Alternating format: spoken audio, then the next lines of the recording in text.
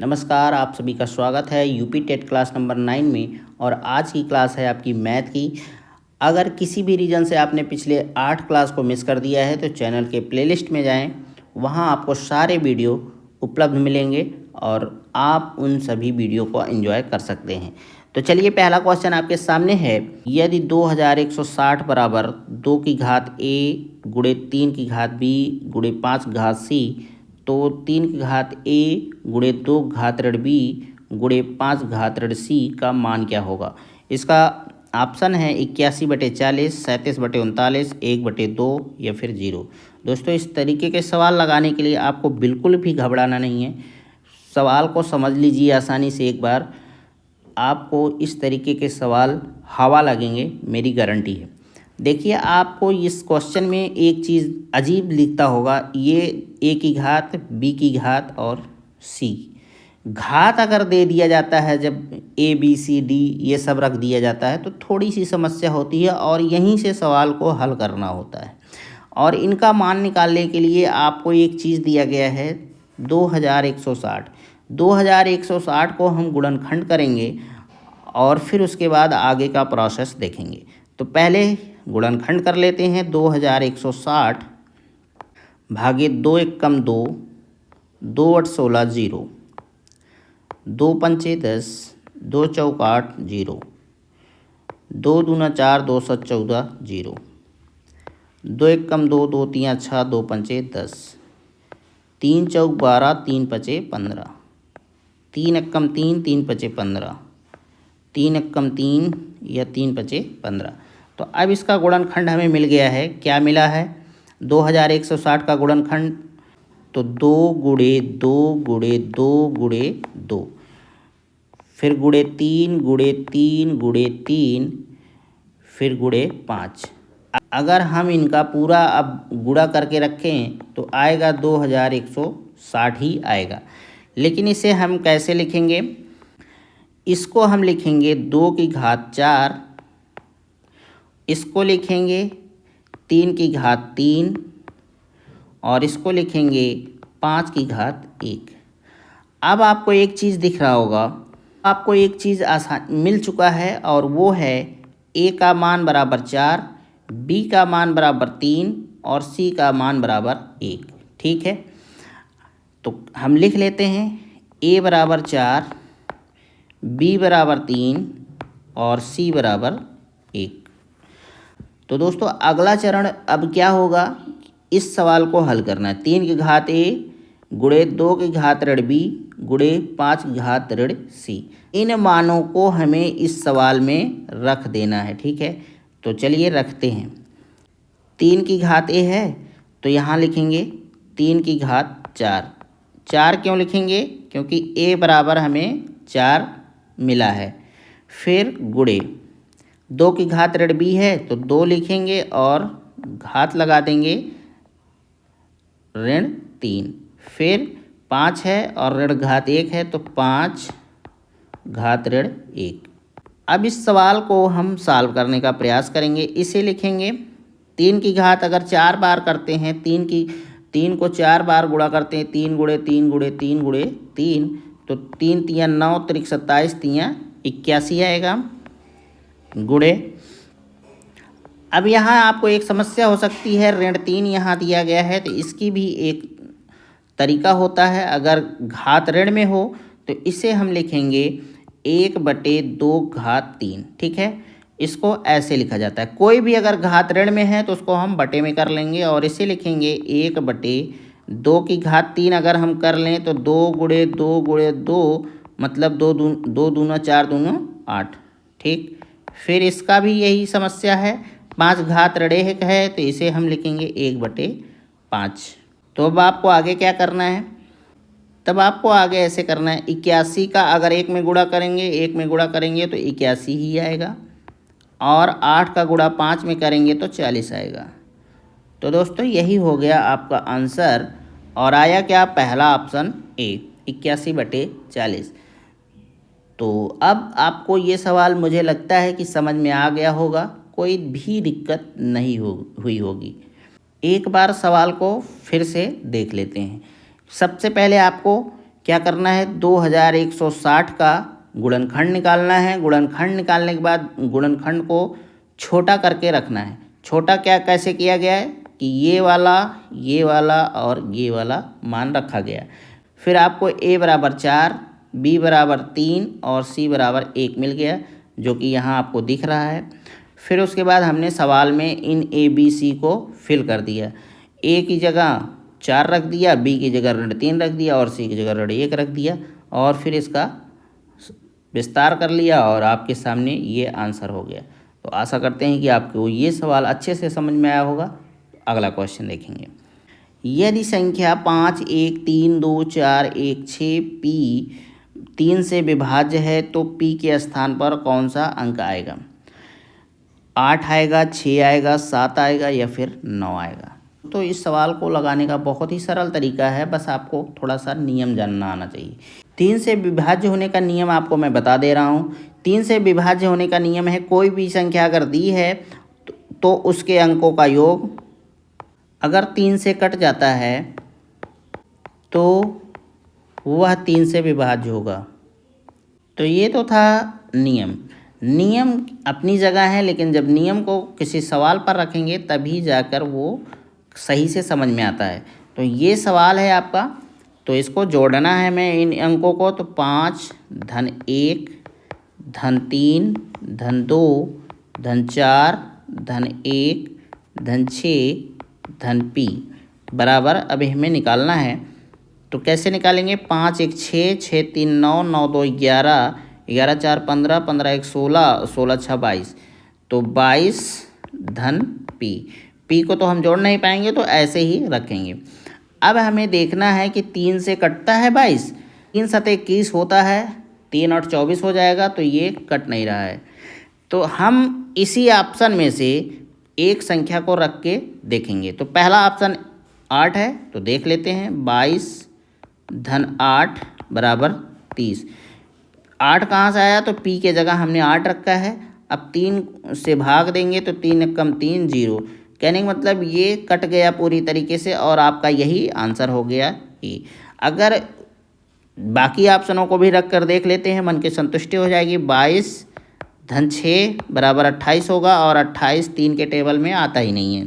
उसी प्रकार 22 धन 7 बराबर 29 करेंगे तो ये भी 3 से कटने वाला नहीं है, क्योंकि 3 का टेबल आप पढ़ते जाइए लेकिन कटने वाला नहीं है। और 22 धन 9 बराबर 31 होगा, अगर इसको भी काटेंगे तो ये भी नहीं कटेगा। तो दोस्तों मैं आशा करता हूँ कि आपको ये सवाल समझ में आया होगा। अगला क्वेश्चन देखेंगे।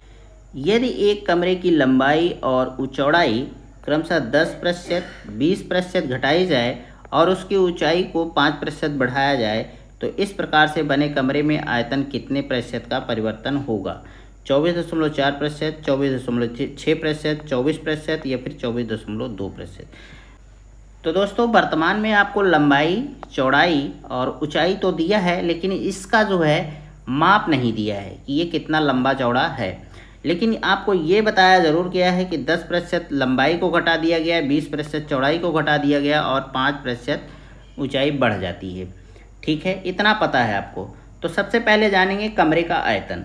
तो सबसे पहले जानेंगे कमरे के आयतन का सूत्र। तो कमरे का आयतन बराबर लंबाई गुणे चौड़ाई गुणे ऊंचाई। तो ये कमरे का आयतन का सूत्र हो गया। अब हम वर्तमान जो लंबाई, चौड़ाई, ऊंचाई है कमरे की, तो उसको मानना पड़ेगा। तो कमरे की जो है लंबाई हम L मानेंगे, इसको L से प्रदर्शित करेंगे, H को B से और ऊंचाई को H से। ठीक है, तो आपको वर्तमान लंबाई, चौड़ाई और ऊंचाई मिल गया और आपकी वर्तमान लंबाई, चौड़ाई, ऊंचाई क्या है? LBH है। तो अब हम जानेंगे नई लंबाई कितनी है। तो अब हम नई लंबाई को निकालेंगे पहले। तो नई लंबाई क्या होगी? नई लंबाई बराबर L ऋण 10L बटे 100। अच्छा, तो आपके दिमाग में आ सकता है कि 10L बटे 100 कहाँ से आया? तो मित्रों आपको यहाँ दिख रहा है 10% ना, तो 10% को हम कैसे लिखते हैं? 10 बटे 100 ऐसे ही लिखते हैं ना। तो यही है और एल क्या है, तो लंबाई है, तो इसलिए एल यहाँ रखा गया है। और ये वाला एल कहाँ से आया, तो ये आपका वर्तमान का एल है और ये भविष्य का एल है जो बढ़ने या घटने के बाद आता है। तो उसमें से हम अंतर निकालेंगे, तो इस 100 को एल से गुणा करेंगे तो 100 एल हो जाएगा। फिर इसमें से माइनस करेंगे तो हो जाएगा आपका 90 एल बटे 100। और इसको सरल अगर हम कर लें तो 0 0 काट देंगे और आएगा 9 एल बटे 10। तो आपकी ये क्या हो गई, नई लंबाई हो गई। तो इसी प्रकार से अब हम निकाल लेंगे नई चौड़ाई। नई चौड़ाई बराबर b माइनस 20b अपन 100। तो जैसे कि आपको यहाँ मिला था वैसे ही ये भी आपको 20 मिला, क्योंकि 20% घटाया जा रहा है। तो अब इसमें से हम गुणा कर देंगे तो 100 भी हो गया, और इसमें माइनस कर देंगे तो हो जाएगा 80 भी बटे 100। और इसको सरल कर देंगे तो हो जाएगा 8 बी बटे 10। और इसको अगर सरल करना चाहें तो 2 पंचे 10, 2 चौका 8 बराबर 4 बी बराबर 4 बी बटे 5। ठीक है, इतना हो जाएगा आपका। तो नई चौड़ाई क्या निकली, 4 बी बटे 5। फिर बात आती है नई ऊंचाई की। तो नई ऊंचाई को भी वैसे ही निकालेंगे जैसे लंबाई और चौड़ाई को निकाले हैं। तो h धन 5h बटे 100।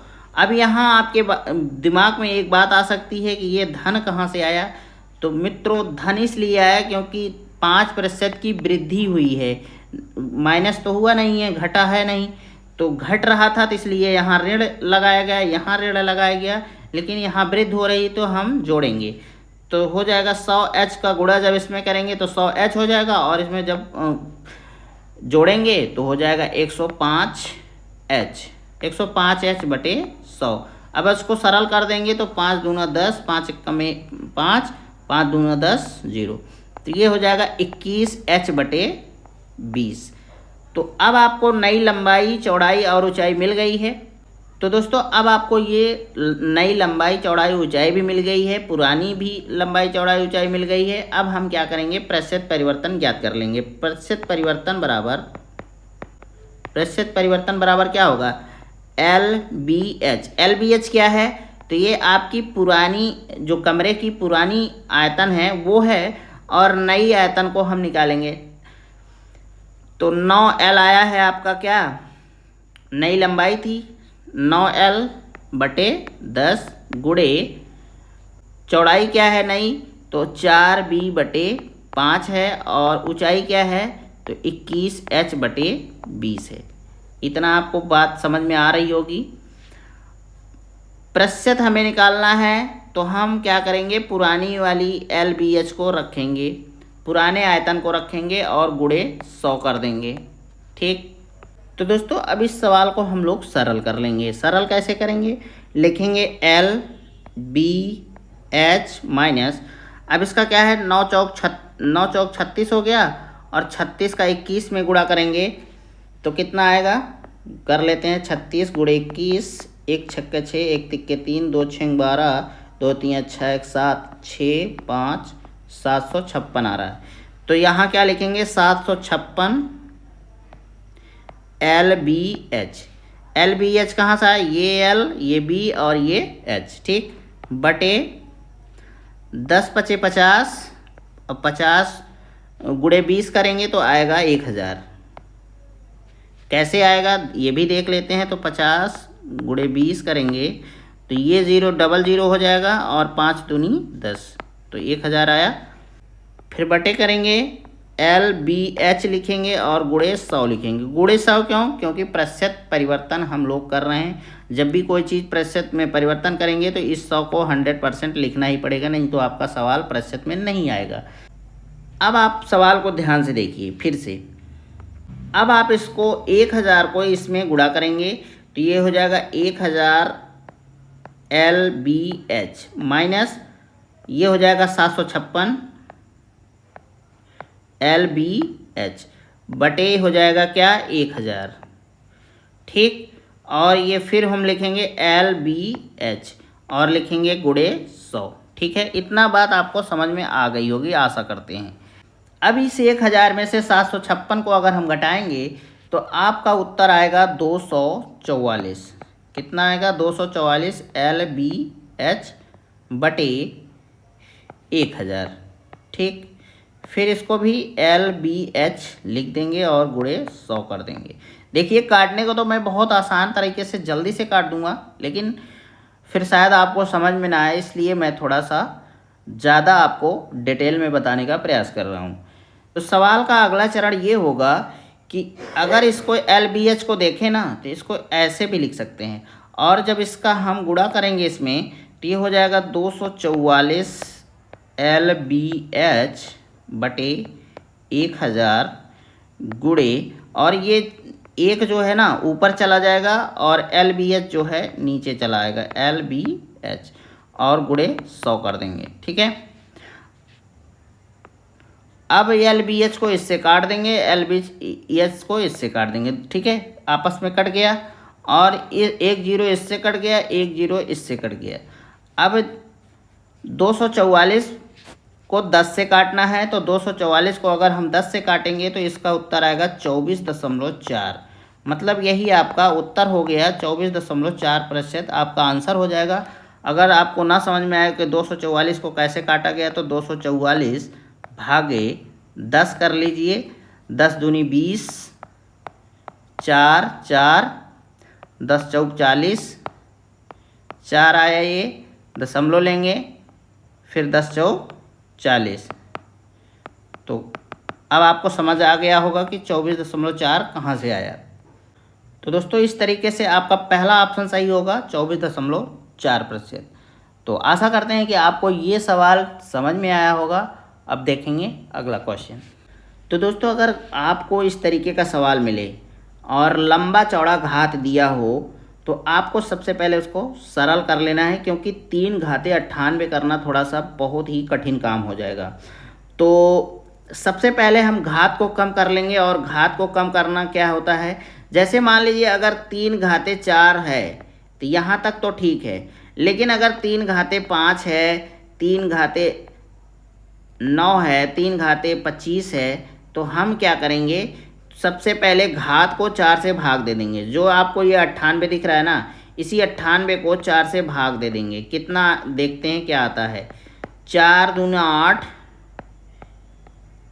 4 चौक 16, बचा 2। तो ये जो 2 बचा है आपका शेष ना, यही इसका घात हो जाएगा। तो घात कितना हो जाएगा, 3 घाते 2। अब ये सरल होके आपका सवाल जो है इस रूप में पहुंच गया है। तो हमें मतलब क्या करना है, 3 गुणे 3 करना है, तो 3 तियाँ 9। कहने का मतलब अगर हम 3 घाते 98 को गुणा करते जाएंगे ना, तो अंतिम इकाई संख्या जो है 9 मिलेगी, और यही आपका जब हम भाग देंगे 5 से तो शेष यहीं से पता चलेगा। तो 9 में 5 से अगर हम भाग दे दें तो 5 एकम 5 और शेष बचा 4। यही आपका आंसर हो जाएगा और उत्तर आपका डी हो जाएगा। तो ये था इस क्वेश्चन का आंसर। मैं आशा करता हूँ कि आपको समझ में आया होगा यह क्वेश्चन। 3 तथा 200 के बीच कितनी प्राकृतिक संख्याएं 7 से विभाजित होंगी, 27, 28, 29 या फिर 30। दोस्तों इस तरीके का अगर आपको सवाल लगाना है, अगर नियम से लगाएंगे तो शायद बहुत लेंदी हो जाएगा और आपको समझ में भी ना आए, ऐसा भी हो सकता है। अगर आपको इस तरीके के सवाल मिल जाएं तो आपको कुछ नहीं करना है, जैसा इसने कहा है वैसा आप कर दीजिए। कह रहा है कि 7 से भाग देना है, विभाजित हो जाए पूरी तरीके से। कौन सी संख्या, हमको लास्ट वाली संख्या लेनी है 200। ठीक है, 200 में भाग देना है कितने से, 7 से।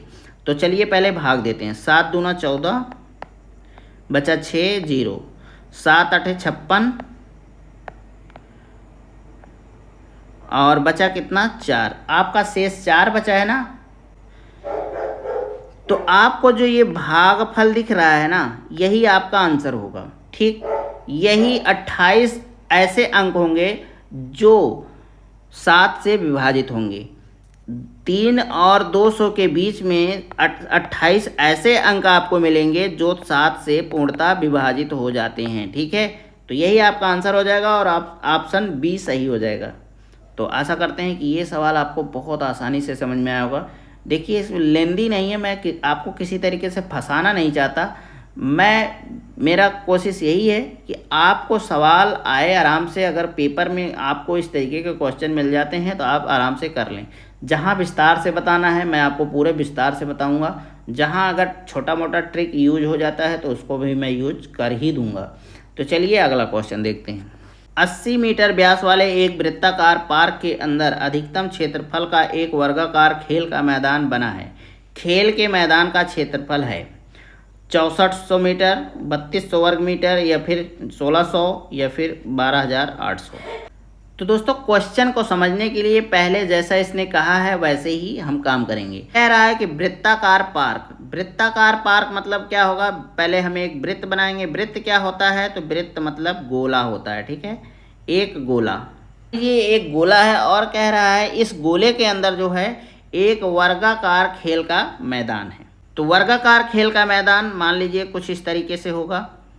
मान लीजिए आपका मैदान कुछ इसी तरीके का होगा, ठीक है। वृत्त के अंदर एक वर्गाकार मैदान ऐसे है और इसको हम वर्गाकार को ए, बी, सी और डी नाम दे देते हैं, ठीक है। तो कह रहा 80 मीटर व्यास, 80 मीटर व्यास कहने का मतलब दोस्तों देखिए एक चीज़ आप देख लीजिए, अगर एक कोई गोला है और इसको कोई क्रॉस पूरी तरीके से कर देता है तो यही इसका व्यास होता है वृत्त का, ठीक है। जब यही आधे पे होता है तो ये इतना त्रिज्या हो जाती है, इधर इतने त्रिज्या हो जाती है, लेकिन जब एक रेखा जो है पूरे गोले को मिला देता है ना तो वही आपका व्यास हो जाता है। और ये कह रहा है कि 80 मीटर व्यास, तो चलिए व्यास बना लेते हैं। तो दोस्तों ये हो गया आपका व्यास, ठीक है। और इसकी लंबाई कितनी है, 80 मीटर है। कितनी है, 80 मीटर। चित्र बन गया, जान लीजिए आपका सवाल भी हल हो गया। आपसे अब पूछ रहा है इस वर्गाकार खेल का मैदान का क्षेत्रफल पूछ रहा है। आपको पता होना चाहिए कि वर्गाकार खेल के मैदान का सूत्र क्या होता है, तो होता है भुजा का वर्ग। भुजा का वर्ग पहला सूत्र होता है। और भुजा क्या है, ये है, मान लीजिए ये ए है, ये भी ए ही है, ये भी ए ही है, ये भी ए ही है, क्योंकि वर्गाकार जो भुजा होता है ना उसकी चारों भुजाएं जो हैं समान होती हैं। अगर ये 10 मीटर है तो ये भी 10 मीटर होगा, ये भी 10 मीटर होगा, ये भी 10 मीटर होगा, चारों 10 मीटर के होंगे, ठीक है। तो कह रहा है कि भुजा का वर्ग। और दूसरा सूत्र होता है वर्गाकार क्षेत्रफल का, अगर आपको निकालना है और ये भुजा नहीं दिया गया है तो आप क्या करेंगे, इसका एक सूत्र और होता है क्षेत्रफल बराबर, वर्गाकार क्षेत्रफल बराबर होगा विकर्ण की घात 2/2, ठीक है। दूसरा सूत्र ये होता है। तो आपको विकर्ण कहाँ मिल रहा है, यही जो व्यास है यही इसका विकर्ण होगा वर्ग का। तो हम क्या करेंगे, विकर्ण के जगह क्या करेंगे, इसी 80 को रख देंगे, 80 घात 2/2। अब 80 का वर्ग करेंगे तो ये हो जाएगा 8 अट्ठाई 64 और 0 डबल 0 हो जाएगा और ये 2 हो जाएगा। अगर आप काट देंगे तो 2 कम 2, 2 3 6, 2 दूना 4, डबल 0। उत्तर कितना आया, 3200, ठीक है, 3200 वर्ग मीटर। यही आपका आंसर हो जाएगा। और आपका आंसर कहाँ है, तो ये बी ऑप्शन सही है। तो दोस्तों मैं आशा करता हूँ कि आपको अब ये सवाल समझ में आ गया होगा। अगर ध्यान से देखिए तो पहला चरण आपका क्या होगा, वृत्त बनाइए। फिर दूसरा चरण क्या होगा, आपको एक वर्ग बनाना है। वर्ग का देखना है भुजा दिया है कि नहीं दिया है, क्योंकि वर्ग का ही क्षेत्रफल निकालना है। अगर यहाँ क्वेश्चन में आपको भुजा नहीं दिया है तो आप क्या करेंगे, दूसरा ऑप्शन ढूंढेंगे कि इसका विकर्ण दिया है कि नहीं दिया है। तो ये विकर्ण आपको दिया है, सीधी सी बात है। और इस वृत्त का ही, और देखिए यही 80 सेंटीमीटर जो है ना, 80 मीटर जो है वृत्त का व्यास भी है और जो वर्ग है इसका विकर्ण भी है। तो यही 80 को जो है हम सूत्र में रख देंगे और आपका सवाल का आंसर आ जाएगा आसानी से। तो ये है इस क्वेश्चन का आंसर और इसका हल। आशा करते हैं कि आपको ये क्वेश्चन समझ में आया होगा। तो चलिए अगले क्वेश्चन की तरफ चलते हैं। आपके सामने सवाल है x/y बराबर 1/2 है, तो 8x धन 9y अनुपात 8x धन 2y का मान क्या होगा। 22 अनुपाते 29, 29 अनुपाते 22, 13:6, 6:13। तो दोस्तों इस सवाल को देख के घबराइएगा बिल्कुल मत, मैं आपको बहुत आसानी से इस क्वेश्चन को समझाने वाला हूँ। तो सबसे पहले आपको यही वाला चीज़ उठाना है, 8:y, तो 8:y बराबर 1:2। हम इस 8:y को 8/y भी लिख सकते हैं और इसको 1:2 को 1/2 भी लिख सकते हैं। ठीक है, x का मान निकालेंगे तो x बराबर हो जाएगा, इस y का इसमें गुणा हो जाएगा तो ये हो जाएगा 1/2y। ठीक है, आपको यहाँ तक समझ में आया? तो अब आपको मान मिल गया x बराबर क्या, तो 1/2y। अब अगर आपको इतना मिल गया है तो जान लीजिए आपका सवाल भी हल हो गया। अब इसको हम सबसे पहले लिखेंगे, क्या करेंगे, 8x धन 9y, फिर इसके बाद इसको लिखेंगे। अब इसको हम डायरेक्ट अगर देखें तो 8x धन 2y। ठीक है, अब इसी को जो है हम बटे में भी लिख सकते हैं। कैसे लिख सकते हैं, 8x धन 9y बटे 8x धन 2y, ऐसे लिख सकते हैं कि नहीं लिख सकते हैं? जैसे हमने इसको ऊपर वाली को लिखा वैसे इसको भी लिख सकते हैं। तो अब क्या करेंगे, 8 गुणे यहाँ x के मान क्या रखेंगे, 1/2y, 1/2y धन 9y। ठीक है, इतना तो बात समझ में आई कि 1/2y कहाँ से आया, तो x का मान यही है तो इसलिए हमने रख दिया। अब इसमें भी यही करेंगे, 8 गुणे x के जगह क्या रखेंगे, 1/2y धन 2y। फिर इसके बाद क्या करेंगे, इस 2 को 8 से काट देंगे, 2 × 9 2, 2 चौक 8, और ये 2 × 2, 2 चौका 8। अब हम क्या लिख सकते हैं, 4y धन 9y बटे 4y धन 2y। अब इसको जोड़ लीजिए, किसको जोड़ना है, 4 और 9 को जोड़ देंगे तो हो जाएगा 13y, और 4 और 2 को जोड़ देंगे तो 6y, y कट गया, बचा कितना, 13/6, और इस 13/6 को हम 13:6 भी लिख सकते हैं। तो इस तरीके से आपका ऑप्शन सी सही हो जाएगा। मैं आशा करता हूं कि आपको ये सवाल अच्छे से समझ में आ गया होगा। कुछ नहीं है, बस आपको x का मान निकाल लेना है। x का मान कैसे निकाला जाएगा, तो आपको मैंने बताया ही है कि x/y लिखिए पहले, ठीक, फिर 1/2 लिखिए, और 1/2 को 2 में इस y को गुणा कर देंगे और x का मान निकल आ जाएगा, तो यही आ जाएगा। तो चलिए अगला क्वेश्चन देखेंगे। किसी काम को P और Q मिलकर 12 दिनों में, Q और R मिलकर 15 दिनों में तथा R और P मिलकर 20 दिनों में समाप्त कर सकते हैं, तो P अकेले कितने दिनों में काम को समाप्त करेगा, 10 दिन, 20 दिन, 30 दिन या फिर 60 दिन। तो दोस्तों इस तरीके के सवाल बहुत ही आसान होते हैं, बस आपको समझने वाली बात है। आपको यहाँ दिया है कि P धन Q बराबर 12 काम किया, ठीक, Q धन R 15 और R धन P ने 20 काम, ठीक। अब हम इन तीनों का कुल काम, इन तीनों ने कितना काम किया है पूरा निकाल लेंगे।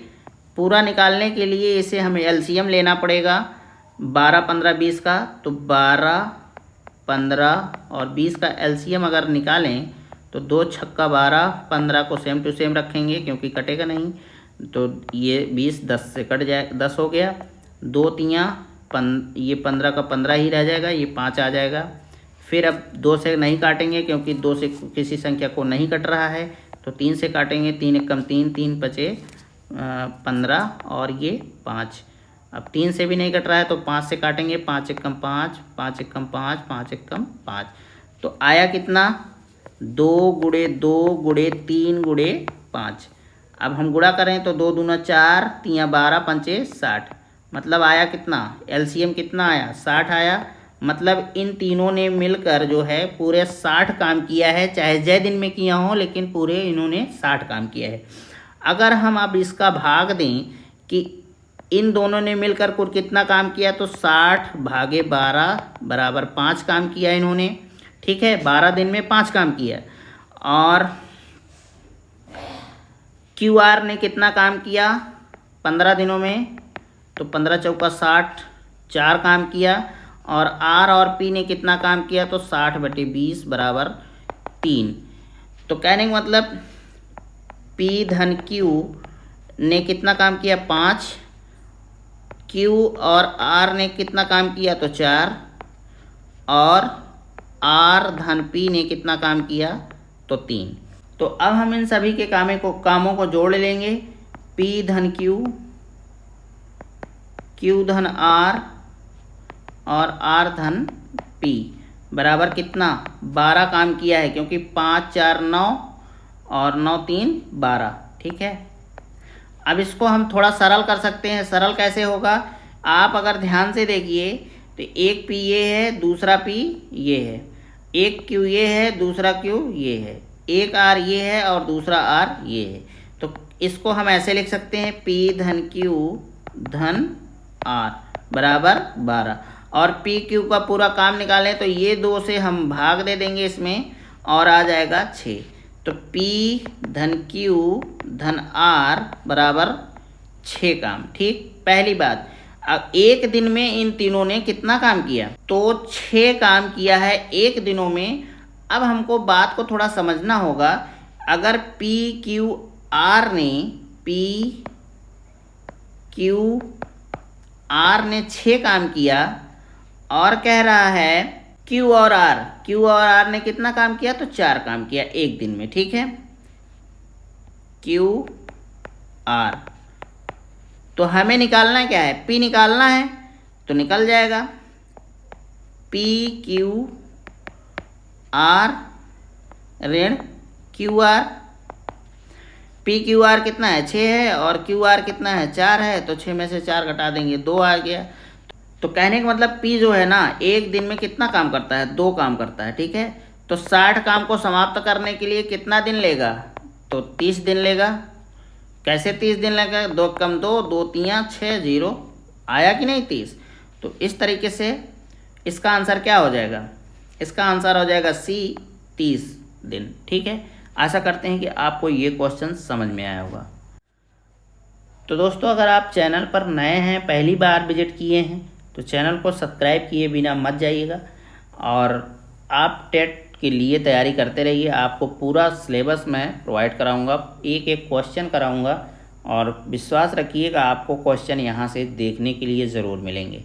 तो चलिए क्वेश्चन पर चलते हैं। 40 विद्यार्थियों की कक्षा के औसत अंक 86 है।